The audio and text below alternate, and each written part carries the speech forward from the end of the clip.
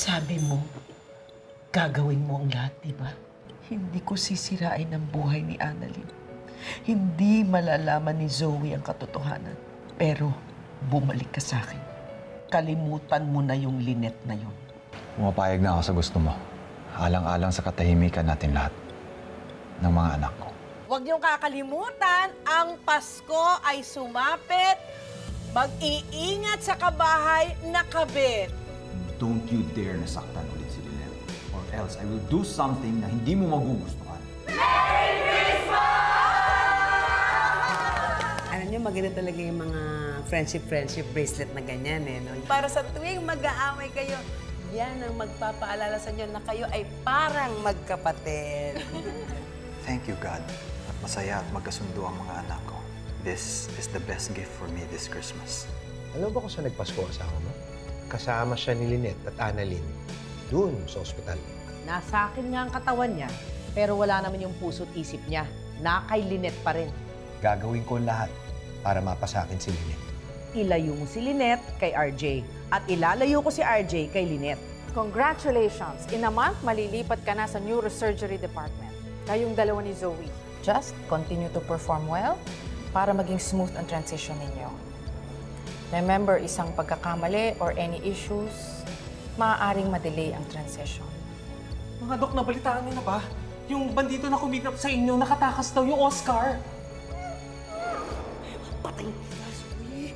Papatayin kita, Zoe! Panaginipan ko si Oscar. The world is not a safe place. Tsaka, di ba sabi mo sasamahan mo ako dito? Oh, sige. Hindi kita iiwan. Thank you.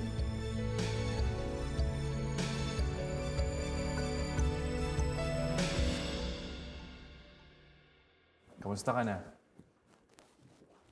Okay naman. May patient ako kanina. Buti na lang, hindi siya toxic. Ikaw, kamusta ka na? Eto, still cute and recovering as usual. That's good. Oh, paano? If there's anything you need, just let me know, okay? I will.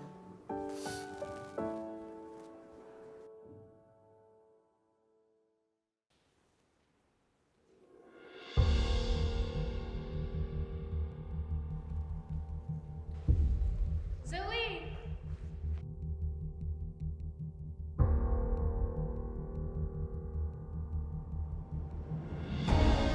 You called the guards! Zoe! Zoe! Zoe! Bakit mo sinasaktan si Regan? Sorry. Akala ko kasi... Akala mo? Akala ko si Oscar. Zoe, baka naman namamarik mata ka lang. Look, no! Nakita ko siya! Paano kung sinundan niya tayo dito? Paano kung balikan niya tayo dito? Kumanta siya! I'm sure alam niyo to! Hospital na to! Zoe, umupo ka muna. Relax ka lang. Huminga ka. Relax ka na. Zoe, it's going to be okay. Relax ka lang. Kakausapin ko yung admin, sasabihin ko sa kanila na higpitan pa yung security dito sa hospital, okay? Zoe, inhale. Exhale.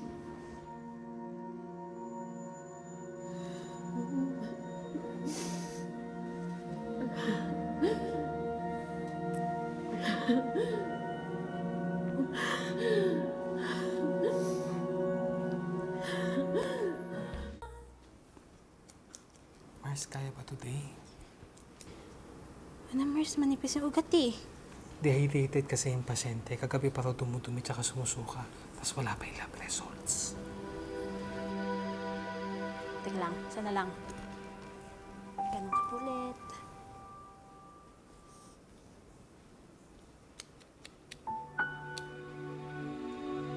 Wala talaga.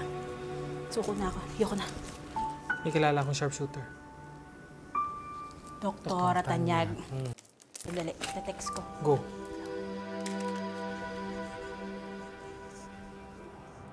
Ganon? Naku, paano yan, kuya? Hindi po talaga kayo makakarating? Sige po, salamat. Good morning po, Ma'am Cherry. Good morning, Lynette. May problema po ba kayo? Kasi yung sasakyan ko ayaw mag-start tapos yung mekaniko hindi raw makakarating. Ay, ganun po ba? Ay, Ma'am Cherry, si Michael po. Michael, si Ma'am Cherry. Hi, Michael. Nice to meet you. Good morning. May problema ho yung kotse nyo? Oo eh. Nakakaintindi ho ako sa sasakyan eh. Baka makatulong ako sa inyo. Aba talaga? Naku, Michael, hindi ako tatanggi. Salamat ha. Ganito. Tawagan ko yung mekaniko ko. Message na lang kita, Lynette. Ay, kasi... Ha? Para balikan namin yung sasakyan. Salamat. Hulog ka ng langit. Sige po. Excuse me. Yeah. Salamat. Lynette, iba talaga kapag may kasama kang lalaki sa buhay, ano? Nagagawa nila yung mga bagay na hindi natin kayang gawin. Swerte mo sa boyfriend mo, ang bait ha? Ay, naku ma'am, hindi ko pa po boyfriend si Michael. Ha? Bakit? Single ka? Binata mo si Michael? Opo. Oh, yun naman pala eh. Ano pang hinihintay mo? Tandaan mo, Lynette, ang hirap humanap ng matitinong lalaki ngayon. Si Michael binata at gwapo ha? Naku, kapag minalas-malas ka pa matitisod ka sa may asawa. Bagsak mo kabit.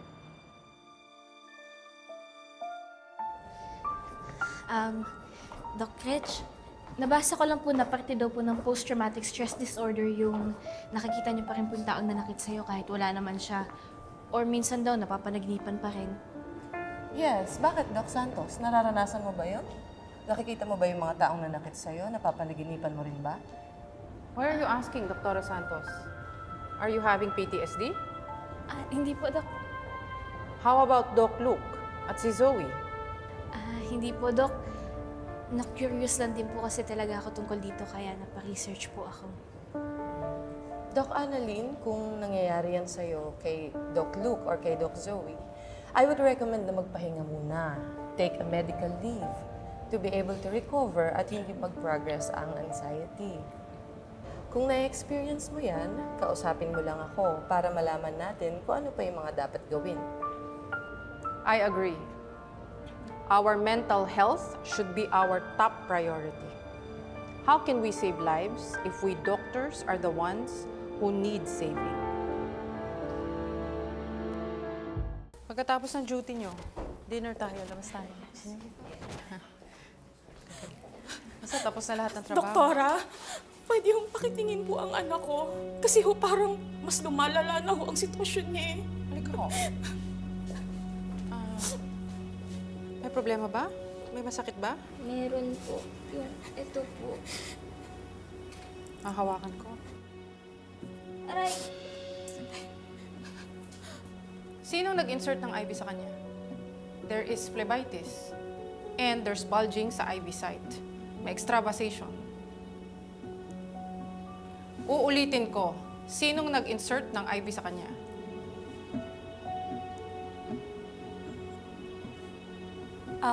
Doc, excuse me po. Si Doktora Tanyag po. Si Dr. Tanyag? Hindi po, Doc. Ako po yung nag-insert po ng IV. Akala ko ba si Dr. Tanyag? Hindi po. Ako po, pinasalo po kasi sa akin ni Zoe kanina. Aayusin ko na lang po. I-reinsert mo na lang, tapos sumunod ka sa akin. Yes, Doc.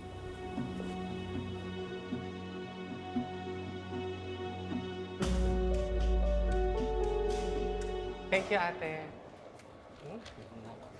Di ba sabi mo nandito? Ba't hindi ko makita kanina? Miss Ivan, nakita niyo ba si Dr. Tanyag? Hinahanap yung bago niyang BFF. Doc, sorry. Curious lang ako. Kanina ba't sinabi mo kay Dr. Indicas na ikaw yung nag-IV insertion? Di ba si Dr. Tanyag yun? Ayaw kasi mapagalitan si Dr. Tanyag eh. Sobrang unusual kasi sa kanya na mangyari yun. Sa bagay, oo nga, no? Ang unusual na kay Dr. Tanyag, no? Kasi usually, sharpshooter yun eh. Oo, Di ba? Kaya lang siya din inaano. Kitang-kita niya agad yung ugat. Sa akin din naman nangyayari yun paminsan eh. Baka may pinagdaraanan lang siya. Well, may point. Yeah, or But baka lahat it's naman a din time tayo. of the month. Yes, you know, girl and Hindi talaga siya nakita. Things hindi, Dok, sorry. Dr. Santos? Do you have a minute? Bakit po?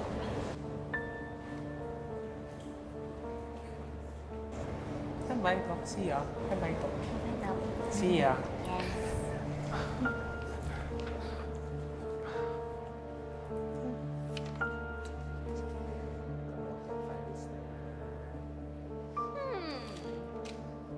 Mars, ano kayang meron? Ay nako, ikaw, napaka-chismosa mo. Eh kasi naman, lumayo sa atin. So, ibig sabihin, merong ayaw parinig. Tigil-tigil lang yung pagiging manitas mo, bad yan sa health. Ah, so ayaw mo ng chismis? Ay po.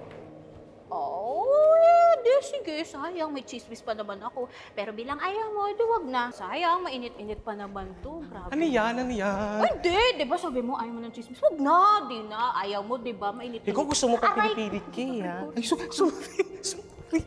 Eto naman. So, ano na nga? Eto na nga. Ang chismis. Si Miss Apex. Si Dr. Tanyag, yung bagong BFF ni Dr. Santos? Tumpak, yes. Oh.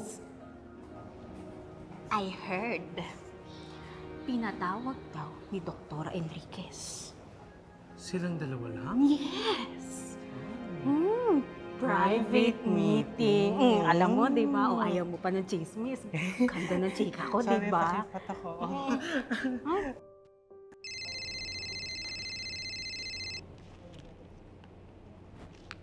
Hello?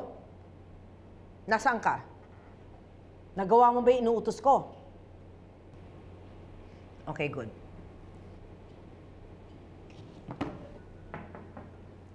Hi, Moira.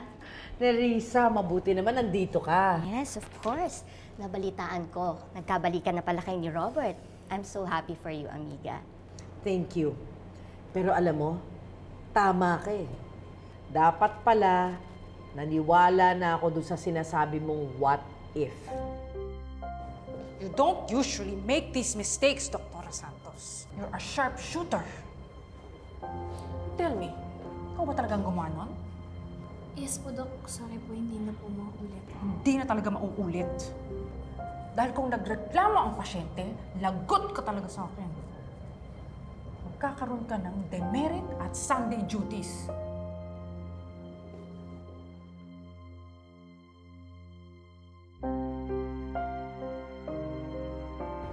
What do you mean, what if? What if si Lynette yung tisay na kabit ng asawa ko? What? Tama ka eh. Si Lynette nga. Oh my God. You mean si Lynette, si Tisay? Siya ang kabit ni Robert? Anong ginawa mo? Ilang beses ko na siyang inilampaso. Pero hindi pa ako tapos sa kanya. I want more. Baka sabihin nila eh, masama akong tao. Kaya pinalipas ko muna yung Pasko bago ko siya tirahin ulit.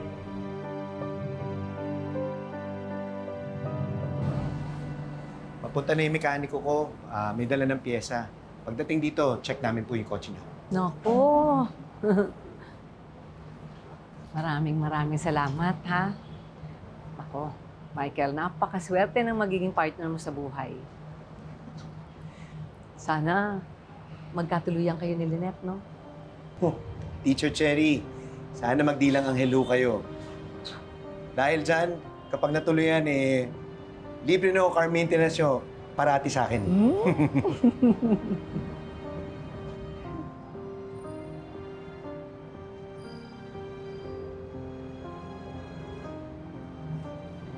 Anong nangyayari dito? Ano may kagagawa na to, ha? Pati yun.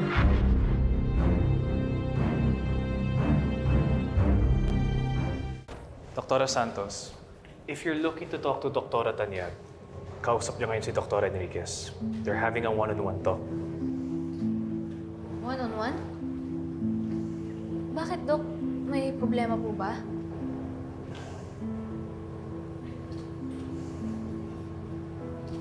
Connected ba to dun sa nangyari kay Regan? Annalyn, dahil sa mga nangyari sa atin ng medical mission, I believe Zoe is suffering from post-traumatic stress disorder.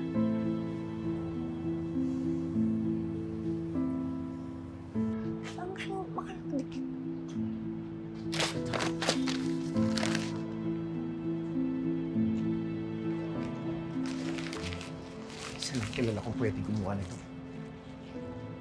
Sumusobra na yung babae na yan. Tumawag kayo ng janitor. Tumawag kayo ng security. Ipatanggal nyo to. Ha? Ma'am, sorry po ah.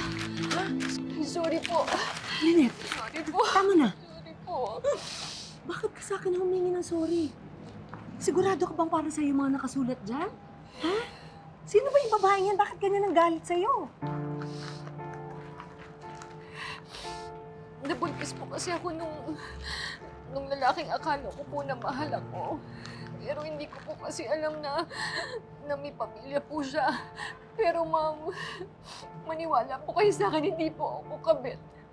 Nung nalaman ko po na may asawa siya, nung nalaman ko na may pamilya siya, umiwas po talaga ako.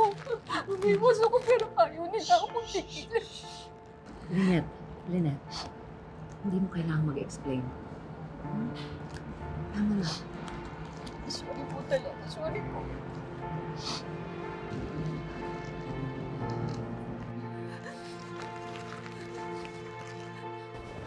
I saw the signs of PTSD kay Zoe. Anxious, magugulatin. I also heard Zoe tell you she dreamt of Oscar. Yung nangyari pa kay Regan. Small things triggers memories in her, making her feel that she's reliving her trauma. Oo nga eh. Dami kong napapansin na ganyan kay Zoe. Kaya nga gusto ko sana kausapin siya, kumustahin siya. Well, kinausap ko na rin si Zoe. Nung una, ayaw pa niyang umamin na may pinagdadaanan siya. Kaya kinausap ko na si Doc Reg and we both consulted Dr. Enriquez. Ayoko lang kasi mapekto ang trabaho niya dito sa Apex. Sana nga malampasan to ni Zoe. Magsi-second year pa naman kami sa residency. Sana kayanin niya to. I hope so too. I also had a senior. He also suffered from PTSD after one accident. Yun nga lang, he was never the same after. Di ba kanina pa kausap ni Dr. Enriquez si Zoe? Di pa ba sila tapos? Baka ayaw pa niya makipag-usap. Knowing Dr. Enriquez, baka pinag-leave niya muna si Zoe para ma-address niya yung PTSD niya.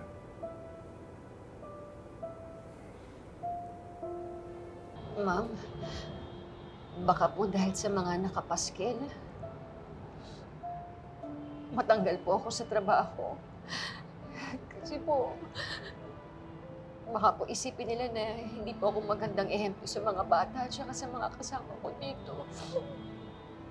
Pero ma'am, gusto ko po talaga yung trabaho ko dito. Ayoko pong matanggal. Ayoko pong matanggal dito, ma'am. Hindi kita hinuhusgahan, Lynette. Nobody's perfect. Lahat tayo ay nagkakamali minsan sa buhay natin. Ang hirap kasi sa mga tao. Yung isang parte lang ng buhay natin na madumi ang nakikita. Yung pagkakamali natin. Hindi nila iniisip o hindi nila nakikita na mabuti kang ina. Mabait kang tao. At napakagaling mong teacher. You are a good person, Lynette. Nakikita ko at ramdam ko. Huwag kang mag-alala. Hindi maapektuhan ito ang trabaho mo dito sa school, ha? Salamat po. Ma'am, salamat po talaga.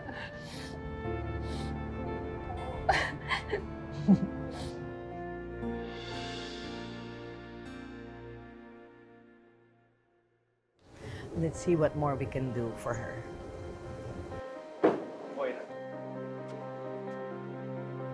Can we talk? Ikaw ba may pakana ng mga posters sa school ni Lynette? I have no idea what you're talking about. Tiwan mo ko, if not, I will call security. Wala sa usapan natin na ipapahiya mo si Lynette. Ano ba pwede siyang mawala ng trabaho dahil sa ginawa mo? As I've said, kung matanggal man si Lynette sa trabaho niya dahil sa pinaggagawa niya bilang homewrecker, hindi ko nakasalanan yon. Now let go of me. Hindi pa tayo tapos. I said let go of me. Michael, let go of me. Michael, let go of Michael, me. anong ginagawa mo dito? Bitawan mo nga si Moira.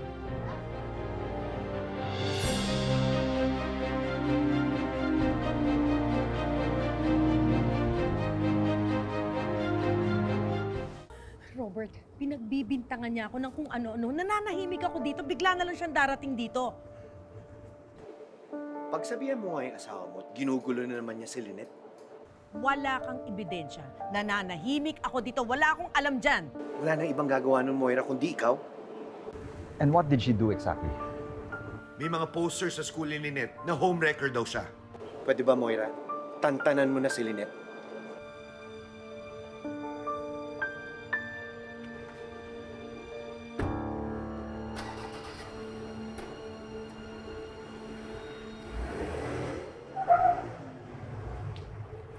Robert, you heard him. He's accusing me of things.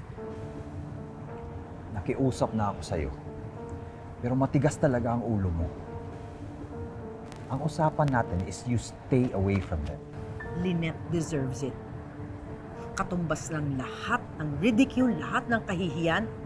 She deserves it for what she did to us, to our family. So ikaw nga ang may kagagawa ng vandalism. I just wish nakunan ko siya ng video para mapanood ko yung reaction niya ng paulit-ulit. Moira, our deal is off. Robert! Dok. Nakita mo si Dr. Tanyag? Hindi eh. Inikot ko na nga yung buong ospital eh. Nagpunta pa nga ako dun sa morgue eh. Grabe naman yung morgue. Ito naman, ikaw nga eh pumupunta ng morgue pag ayaw mong maistorbo. Baka lang din naman nandun yung bago mong best friend. Hindi kayo umalis na to? Baka umuwi na siya.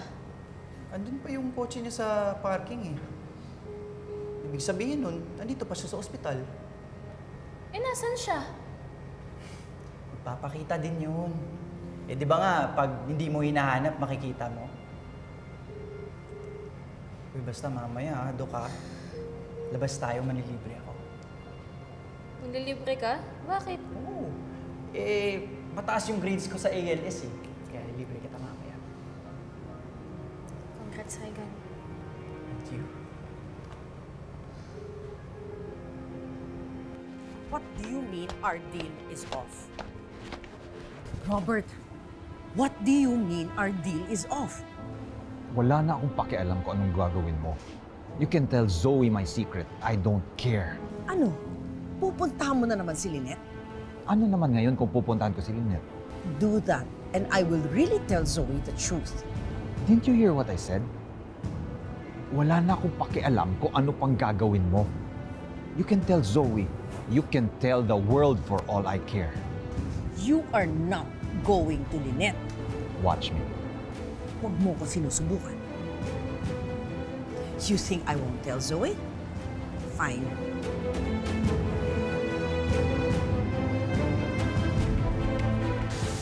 Ikaw ang nagpadala kay Zoe dyan sa medical mission na yan. At ikaw din ang magiging dahilan kung bakit masisira ang buhay niya once she finds out your dirty little secret. Oo na. Kasalanan ko na. Eto na nga, kinakarma na ako. Sana nga natuluyan na ako nung binaril ako. Kaysa makasama pa kita buong buhay. Yaka! Ninang Zoe has been under a lot of stress lately. May I know why you are looking for her? I need to tell Zoe the truth. Pagod na ako. Magkasama na nga kami. Hindi pa rin enough. Kaya ayoko na. Ipapursue ko na si Lynette. Annalyn, I don't think this is a good idea. Di ba mainit sa'yo si Tita Moira? Eh, andito lang naman tayo kasi bibisitahin ko si Zoe. Hindi naman siguro siya magagalit dahil doon. I don't want you anywhere near my daughter. Mamoy! Masakit po! Matagal ko na sinasabi to sa'yo. Kaya kitang mahalin nang higit pa sa pinaramdam sa'yo ni RJ. Sige. Subukan natin. So, ang ibig sabihin, pumapayag ka na?